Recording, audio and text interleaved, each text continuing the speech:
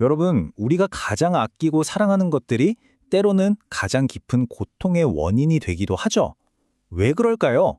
오늘은 바로 이 오래된 질문에 대한 붓다의 아주 흥미로운 통찰이 담긴 이야기 삐아자띠까 수다를 통해 사랑과 슬픔의 관계를 함께 파헤쳐 보겠습니다.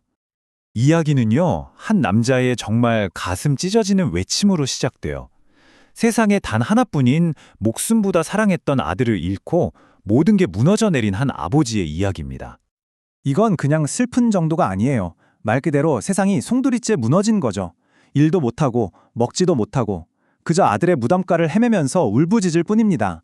결국 그는 붓다를 찾아가 이 참담한 심정을 토로하는데요. 이게 아주 오래전 이야기지만 이런 상실감은 우리 모두가 공감할 수 있는 감정이잖아요.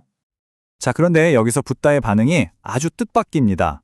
따뜻한 위로를 건네는 대신 어떻게 보면 좀 논란이 될 수도 있는 아주 근본적인 통찰을 던집니다.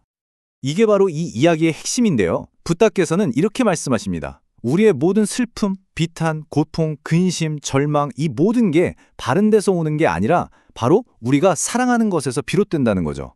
좀 충격적이지 않나요? 바로 이 지점에서 정면으로 부딪히는 거예요.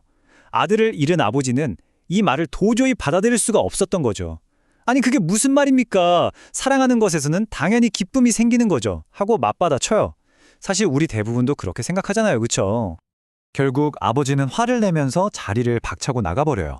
그리고 길에서 만난 사람들에게 자기 생각을 얘기하는데 다들 자기 말에 동의해주거든요. 우리도 그렇잖아요. 가끔은 내 생각이 맞다고 말해주는 사람들을 찾게 되죠. 그러면서 이 문제는 이제 개인의 슬픔을 넘어서 공개적인 논쟁거리가 되어버립니다. 자, 이렇게 시작된 하나의 대화가 일으킨 파문이 이제 걷잡을 수 없이 퍼져나가기 시작합니다.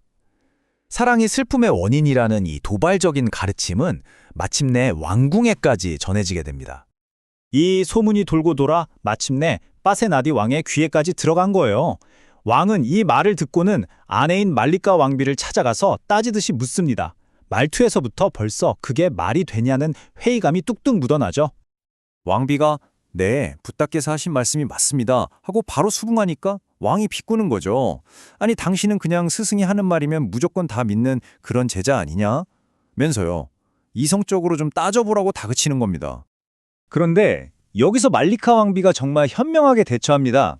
왕이랑 말싸움을 하는 대신에 이 문제의 진실을 직접 파헤쳐 보기로 한 거죠. 아주 체계적으로요. 그녀의 계획을 한번 보세요. 첫째, 믿을 만한 사람을 붓다께 보내고 둘째, 정중하게 예의를 표하게 하고 셋째, 정말 그런 말씀을 하셨는지 직접 확인하게 하는 거예요. 그리고 마지막으로 가장 중요한 거죠.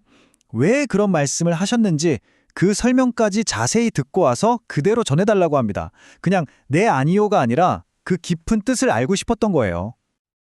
자, 이제 이야기의 하이라이트입니다. 붓다께서 직접 이 가르침의 이유를 설명하는 부분으로 들어가 볼게요. 그런데 딱딱한 교리가 아니에요. 우리 삶에서 충분히 일어날 수 있는 가슴 아픈 이야기들을 통해서 증명하십니다. 첫 번째 예시가 정말 마음이 아픈데요. 한 여인이 있었는데 어머니가 돌아가시자 그 슬픔을 감당하지 못하고 그만 정신을 놓아버린 거예요. 그래서 길거리를 헤매면서 만나는 사람마다 붙잡고 혹시 우리 엄마 못 봤어요? 라고 묻고 다녔다는 거죠. 사랑하는 사람을 잃은 충격이 한 사람의 현실을 어떻게 무너뜨리는지 보여주는 대목입니다. 그리고 붓다는 이어서 말씀하세요. 이게 어떤 특별한 사람한테만 일어나는 일이 아니라는 겁니다. 아버지든 형제든 자식이든 배우자든 우리가 사랑하고 소중하게 여기는 그 누구를 잃어도 이 지독한 고통은 똑같이 찾아온다는 거죠. 이건 정말 보편적인 진리예요. 심지어 이런 비극적인 사랑 이야기도 들려주세요. 사랑하는 아내가 억지로 다른 남자에게 시집을 가게 되자 남편이 차라리 아내를 죽이고 자기도 따라 죽는 그런 극단적인 선택을 했다는 겁니다. 사랑에서 비롯된 그 강한 집착이 결국엔 모두를 파멸로 이끈 거죠. 자, 이제 모든 설명을 들은 바라문이 왕궁으로 돌아옵니다. 말리카 왕비는 이제 붓다의 논리를 손에 쥐었죠. 하지만 왕에게 정답을 그냥 알려주지 않아요. 왕이 스스로 깨닫게끔 아주 현명하게 이끌기 시작합니다.